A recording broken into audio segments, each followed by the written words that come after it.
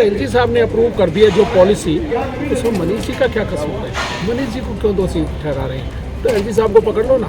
Excise policy को implement से पहले, अप्रूवल से पहले, एलजी के अप्रूवल से पहले पब्लिक डोमेन में रखा गया। सरकारी नीति खराब थी ऐसा नहीं है, सारे का सारा रोल जो ब्लेम है वो एलजी पे आता है। एलजी ने अप्रूव की, पब्लिक डोमेन में रही, एलजी के अप्रूवल के बाद ये आबकारी नीति जो है इम्प्लीमेंट हुई।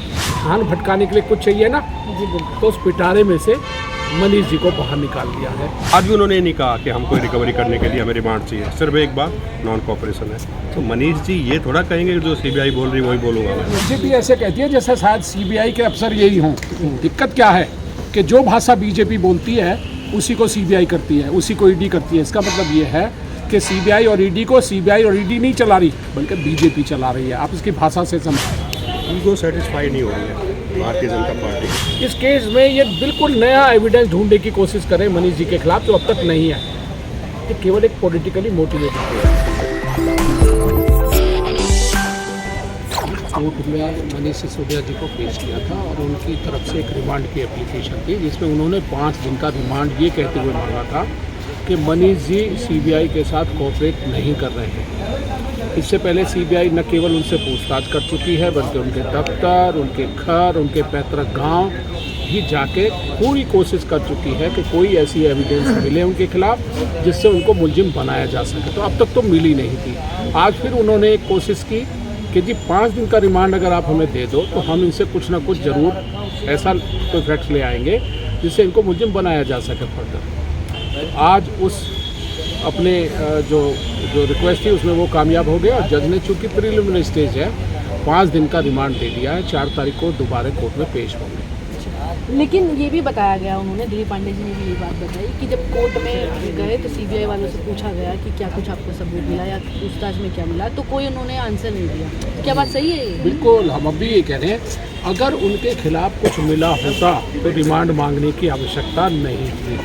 जो एविडेंस आ जाती है वो किसी मुलजिम के खिलाफ आराम से पढ़ी जाएगी और उनकी सज़ा के लायक वो हो जाती है। पर चूंकि अब तक मिला नहीं था, इसलिए लगातार सीबीआई कोशिश कर रही है कि उनके मन मुताबिक कोई ऐसी स्टेटमेंट मनीष जी कह दें जिससे उनको मुलजिम बनाया जा सके, जो अब तक नहीं आ रही थी। इसलिए उन्होंने 5 दिन का रिमांड मांगा है और बार बार केवल एक बात कहते रहे कि वो कोऑपरेट नहीं कर रहे हैं। तो मनीष जी जो कह रहे हैं वो सच है। गोलमाल उत्तर दे रहे हैं, बताएं। और गोलमाल उनकी भाषा में। तो मनीष जी कह रहे हैं, जो कह रहे हैं वो सत्य है। अगर आप पॉलिसी देखो तो जो पॉलिसी बनी थी 21 दिन पब्लिक डोमेन में छोड़ी गई थी कि पब्लिक का रिएक्शन जो भी हो। दूसरा, जब ये पॉलिसी पास की गई थी, फॉरवर्ड की गई थी, तो एलजी साहब ने अप्रूव की है। और अगर एलजी साहब ने अप्रूव कर दिया जो पॉलिसी, तो उसमें मनीष जी का क्या कसूर है? मनीष जी को क्यों दोषी ठहरा रहे हैं? तो एलजी साहब को पकड़ लो ना, क्योंकि फाइनली तो उन्होंने अप्रूव की थी। तो यही सवाल है कि शिक्षा मंत्री को क्यों फंसाया? देखिए, इस समय आम आदमी की पॉपुलैरिटी चरम सीमा पर है। लोग मोदी सरकार से क्वेश्चन कर रहे हैं अनएम्प्लॉयमेंट पे, महंगाई पर, रोज रोज जो अत्याचार दूसरी पॉलिटिकल पार्टीज पे हो रहा है उसके बारे में चर्चा कर रहे हैं। खासकर अडानी के बारे में चर्चा कर रहे हैं। अभी हाल ही के दिनों में जिस तरीके से एमसीडी में आम आदमी पार्टी जीती है, मेयर के बारे में, डिप्टी मेयर के बारे में, स्टैंडिंग कमेटी के बारे में, जिस तरीके से जो आज के दिन हुआ है उससे बीजेपी की छवि बहुत ख़राब हुई है। और अडानी के मामले में ज़रा ज़्यादा ही हो गई है। उससे ध्यान भटकाने के लिए कुछ चाहिए ना, तो उस पिटारे में से मनीष जी को बाहर निकाल दिया है। इस केस में चार्जशीट फाइल हो चुकी है। इस केस में ये बिल्कुल नया एविडेंस ढूंढने की कोशिश करें मनीष जी के खिलाफ, जो अब तक नहीं है। ये केवल एक पॉलिटिकली मोटिवेटेड केस है। आपसे जानना चाहूँगी, जो आपका 2021 वो लोग, जनता में कुछ ऐसे लोग हैं अभी भी वो समझ नहीं पा रहे, तो थोड़ा आप, मैं ये चाहूँगी कि आप लोगों को बताएं कि आपका नीति क्या थी और किस तरह इसको घुमाया जाए। देखिए, आबकारी नीति बनी, रेवेन्यू गवर्नमेंट के पास 10,000 करोड़ के आसपास आया, फिर भी उस पर एलजी ने अड़ंगा अड़ाया। पहले उन्होंने कहा कि आप 800 दुकानें खोल सकते हैं, बाद में उन्होंने कहा कि नहीं, नॉन कन्फॉर्मिंग एरिया में हम तुम परमिशन में नहीं दूँगा, जिसकी वजह से सिर्फ 400 करीब दुकानें, 468। उससे क्या हुआ, जो ट्रेडर्स थे, जो बिजनेसमैन थे, उनको नुकसान हुआ। इसलिए ये कहना कि आबकारी नीति खराब थी ऐसा नहीं है, सारे का सारा रोल जो ब्लेम है वो एलजी पे आता है। एलजी ने अप्रूव की, पब्लिक डोमेन में रही, एलजी के अप्रूवल के बाद ये आबकारी नीति जो है इम्प्लीमेंट हुई। दूसरी बात यह है कि अगर आबकारी नीति इतनी ख़राब थी, जैसा कि आज सीबीआई ने ये बात कोर्ट में नहीं कही, सीबीआई ने यह भी नहीं कहा कि इन्होंने सिवाय इस बात के कि वो कॉपरेट नहीं कर रहे, बाकी कोई भी सीबीआई ने ग्राउंड नहीं लिया था। जबकि जब कोई इन्वेस्टिगेटिंग एजेंसी कोर्ट में जाती है तो वो अपने सारे ग्राउंड लेके जाती है, सारे सबूत लेके जाती है। तो मेरा भी ये सवाल है जो मेरे को बहुत मतलब परेशान भी कर रहा है एक तरफ से, और लोग भी यही जानना चाह रहे हैं कि अगर 2021 में ही ये गलत थी नीति तो उसी टाइम इतना बड़ा हंगामा होना चाहिए था जिस तरह अब हो रहा है। 2021-20 में ये पब्लिक डोमेन में रही, उसके बाद एलजी ने इसको अप्रूवल दिया, उसके बाद ये इम्प्लीमेंटेशन में आई, उसके बाद 400 के करीब दुकानें खुल गई। फिर एलजी साहब जो बैदल साहब थे उन्होंने कहा नॉन कन्फॉर्मिंग एरिया में मैं परमिशन नहीं दूँगा, तो उससे ट्रेडर्स को जो मतलब ये डीलर्स थे उनको नुकसान हुआ। इस वजह से जब उन्होंने नुकसान हुआ तो बैकआउट कर गए तो गवर्नमेंट को दोबारा से रिवर्ट बैक करना पड़ा पुरानी पॉलिसी पे। अब ये कहना कि भाई इन्होंने कमीशन बढ़ा दिया, कमीशन वमीशन कुछ नहीं बढ़ाया, बराबर गवर्नमेंट का रेवेन्यू बढ़ा है इससे। तो ये कहना कि रेवेन्यू का लॉस हुआ है ये बिल्कुल गलत बात है। क्या कह रहे हैं 144 जो है करोड़ की वो जो लेवी थी वो उसको ख़त्म कर दिया, वो कोर्ट ऑर्डर पे, वो हाई कोर्ट का ऑर्डर था, तो उस वजह से उसको ख़त्म कर दिया। दूसरा क्या था कि इन्होंने कमीशन बढ़ा दिया, कमीशन बढ़ा तो आप ये भी तो देख लो, पहले 5 लाख में मिलता था लाइसेंस, उसके बाद 5 करोड़ में मिलना चाहिए, तो रेवेन्यू तो जनरेट हुआ ना, तो 30,000 इसका फ़ायदा हुआ। उस बात को कोई नहीं देखते, सिर्फ एक बात है। अब ये बताइए मनीष जी के घर में सब जगह रेड हुई, 2 बार उनको इंटरोगेट किया, कुछ नहीं मिला, कोई टेंटेड प्रॉपर्टी, कोई अनअकाउंटेड मनी, कुछ नहीं मिला। और अभी जब कोई पैसा कोई किसी चीज़ की रिकवरी हुई नहीं, और आज भी उन्होंने नहीं कहा कि हमको रिकवरी करने के लिए हमें रिमांड चाहिए, सिर्फ एक बात नॉन कॉपरेशन है। तो मनीष जी ये थोड़ा कहेंगे कि जो सीबीआई बोल रही वही बोलूँगा मैं, तो इस केस में कुछ नहीं है। हाँ एक बात बोल रहा है, ईगो सेटिस्फाई नहीं हो रही है भारतीय जनता पार्टी की। कैसा ईगो? अमित शाह की और मोदी जी की कि डिस्ट्रॉय करना आम आदमी पार्टी को। सिर्फ एक ही बात है कि पॉपुलैरिटी बढ़ती लेकिन जा आम रही है। आदमी पार्टी ने उनकी दिल्ली भी तो छीन ली एमसीडी। हमने दिल्ली छीन ली, हमने पंजाब छीन ली, हमने पंजाब छीन लिया, और आगे भी हम किसने दूसरे छीन लिया? स्टेट लोगों ने छीनी है, दूसरे स्टेट भी हम छीनने जा रहे हैं। तो यही रीज़न है कि अपनी ईगो सेटिस्फाई करने के लिए, पार्टी को बदनाम करने के लिए, पार्टी को तोड़ने के लिए, डिस्ट्रॉय करने के लिए हथकंडे अपनाए जा रहे हैं, अदरवाइज कोई एविडेंस नहीं है।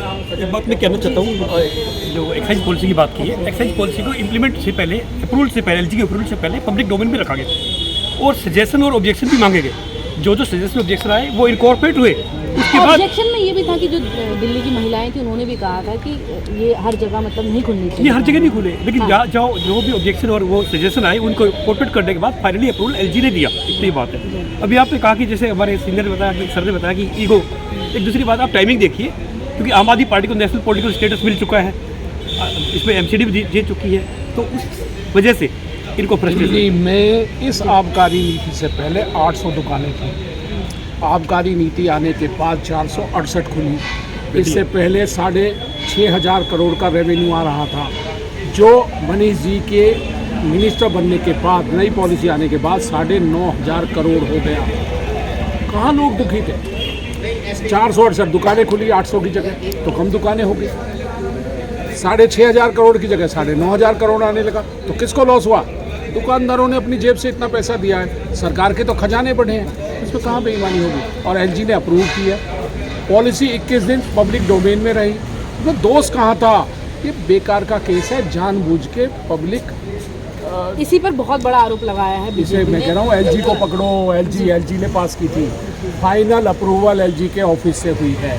अगर ये पॉलिसी गलत थी तो एलजी को पास नहीं करनी थी, एलजी ने पास की, रेवेन्यू सरकार के खाते में आया, एलजी ने सारा कुछ किया है। क्योंकि कोई भी पॉलिसी या कोई भी ऐसी चीज़ फाइनल अप्रूवल के लिए एलजी ऑफिस जरूर जाती है, जब तक वो इसको पास नहीं करते तब तक वो एप्लीकेबल नहीं है। इस केस में भी ऐसा ही था। बीजेपी वाले एक और बड़ा आरोप लगा रहे हैं कि अगर जैसे भ्रष्टाचारी और घूसखोरी में अगर जो अभी जैसे मुख्यमंत्री रहे, जैसे अरविंद केजरीवाल के बारे में बोला कि जब ये भी कर रहे थे, संजय सिंह भी कर रहे थे जब विरोध प्रदर्शन, तो उन्होंने बोला था कि सभी लोग अभी भी भ्रष्टाचार में पकड़े जाएंगे। इसके अलावा कौन करा? बीजेपी। सत्येंद्र जैन और बीजेपी ऐसे कहती है जैसे शायद सीबीआई के अफसर यही हों।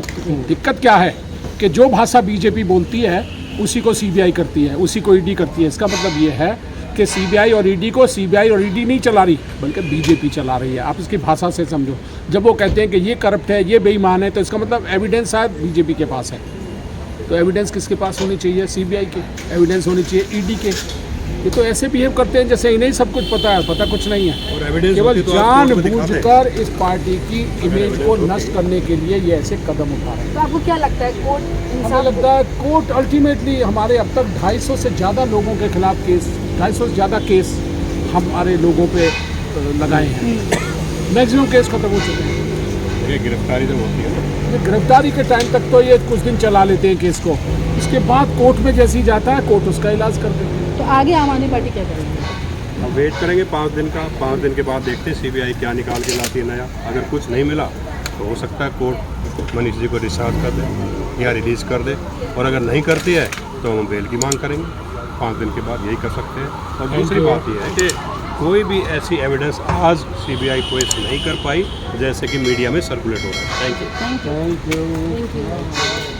तो आपने सुना इन लोगों को, ये कोर्ट से इन्होंने सब कुछ देखा, कोर्ट में जो कुछ आज पेशी हुई मनीष सिसोदिया की, जो वहाँ पर सवाल किए गए, सीबीआई से सवाल किए गए, अगर आपने इनको पूछताछ के लिए रखा गया था तो क्या कुछ निकल के सामने आया, क्या इनके सबूत मिले?